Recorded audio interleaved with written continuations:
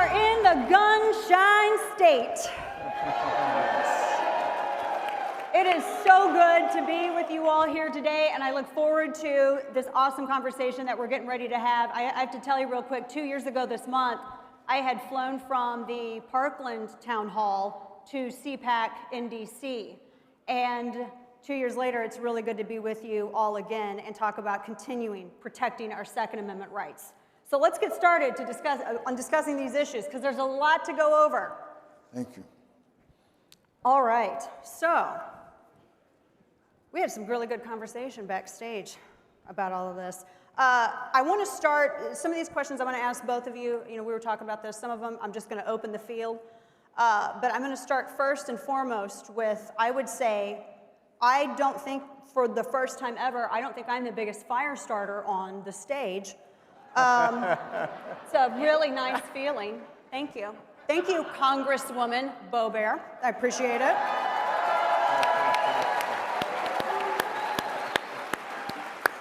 So my first question's for you. You were granted a concealed carry permit in Washington, D.C. because you fear for your safety, obviously. I mean, God love you, you're the size of a Keebler elf.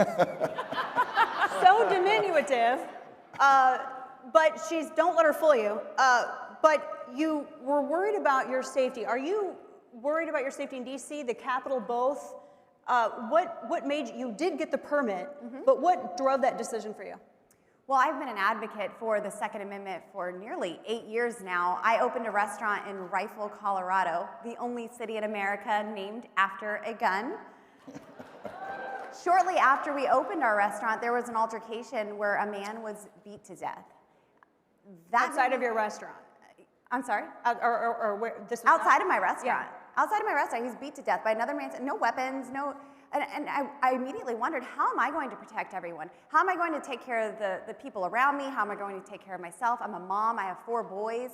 How am I going to protect them if there's a threat? And that's when I started looking into Colorado's carry laws. I took advantage of Colorado's open carry, and I began to carry in our restaurant. My waitresses began to carry, and I saw how Democrats want to take that right away from us. You know very well, Beto O'Rourke told all of us what they intend to do.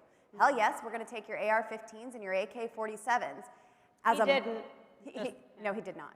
No, because I drove down to his presidential rally with my Glock on my hip and told him, hell no, you're not. All right. But it's very much, it's a safety issue. Absolutely. And, as a female, you've seen the media portrays you as being huge, as tall as Vernon Jones here, who's sitting on your right. But, you're not, and I mean, there's certain statistics that go along with this. To this point, I want to dovetail off of this really quickly, because you and I were talking backstage.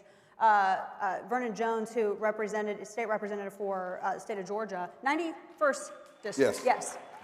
You supported campus carry. Being that we are in Florida, and Florida has led the way on concealed carry, Florida has led the way on firearm rights. There have been a couple of step backs with red flag laws and the disenfranchisement of rights for 18 to 20-year-old military-aged people who would be in college.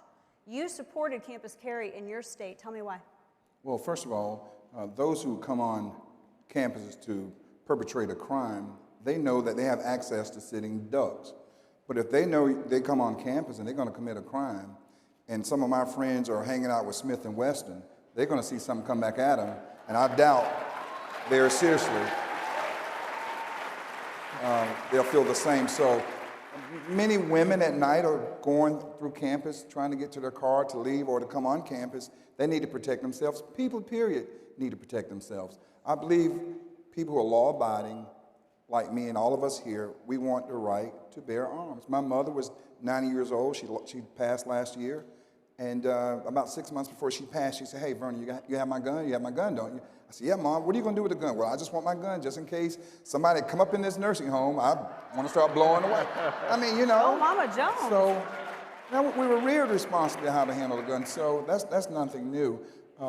We have to protect the Second Amendment. I had to command a very large police department. Probably one of the largest in Georgia when I was county executive. I've lost a number of police officers. And I've heard people talk about shootings and killings, and I've seen it on both sides. I've seen officers killed, I've seen individuals killed. The fact of it is, law-abiding people who want to protect their property and want to protect themselves, they use guns responsibly. But you have some bad actors out there. But we have laws in place. If you're a felon, you can't purchase a gun. Many states have that. And when we see, and one of the problems I have with this legislation with Mark Rubio, I don't know if you're getting that later, but it says if you're a domestic terrorist, well, what's the definition of a domestic terrorist? Does it mean that Vernon Jones, if I go to the United States Capitol and I want to protest peacefully, now I'm under the terrorist watch and I haven't done anything wrong? Wait a minute, that is, something's not right. John Loesch was on a no-fly zone, Congressman John Loesch, many. So what is a terrorist? You and me could be a terrorist in their definition, and that legislation does not define what a terrorist is. And that's a little scary there, because it can happen to all of us. That is troubling, and this sets up my question, Congressman Andy Biggs, to you. We are in, again, the gunshine state, and this is Senator Marco Rubio's state. He has reintroduced legislation. It is called the Terror Intelligence Improvement Act, and I'm going to read a quote from the bill. It says, the bill would also provide more authority for law enforcement agencies to go after suspected terrorists while safeguarding law-abiding citizens' Second Amendment and due process rights. Well, I've read the bill thoroughly. I've written quite a bit about it, and I've discussed it a lot on air. My concern is the use of lists, Congressman, as evidence. I don't want a terrorist buying a gun, much less, I don't even want them walking out on the street, much less buying a gun. So if we're that worried that we're going to enforce a penalty, why not just indict them? Why not arrest them? Yeah, I mean, that really gets to the point of what a pre-crime is. So if you say it's somebody who is a suspected terrorist, what do you mean by suspected terrorist? We have definitions of terrorists. By the way, the left, we had committee hearings this week where they basically defined anybody who voted for Donald Trump as a domestic terrorist. Yeah. So what are we? Are we all suspected terrorists because there is a mindset in the authoritarian left? So you actually, it's kind of a misnomer when they say they're going to protect due process. You cannot protect due process and put somebody on a list and say they're a suspected terrorist, and because they're a suspected terrorist, we have no reasonable articulable suspicion, we don't have any probable cause, thus we cannot arrest, we cannot adequately investigate, but we're going to put them on a list. That is a huge hole and a violation of our constitutional rights, both the Fourth Amendment and the Second Amendment, and that's a real problem here, and those are some of the underlying problems with that bill. And that should be a flusher. We should just be flushing that bill. And to that point, we don't even know the criteria for even getting on that list. There's been quite a bit written about this. Now, you have a terror watch list and then you have a no-fly list, but it's the same. We don't even know the criteria to get on this. And I don't know what the left has with lists, but I'm not a fan of that at all. Now, a couple of other things that I want to get into, because I want to hit the big issues, then I want to get into some personal stories here. One of the things that we were talking about, and this has been in the news because the Biden administration, they've promised gun control. Unfortunately, Joe Biden does not have the muscle in Congress to make that happen. I mean, I think what Manchin Toomey went through the Senate by like 53, 54. They didn't have enough when that was happening. They're not going to have enough with some of the legislation that they're trying to propose now. But that's not stopping him from looking at regulatory enactment of gun control. Right. How can they go and abuse the regulatory process? Now, to this point, it's the issue of ghost guns. Now, we all were talking about it. We all know. How many of you know what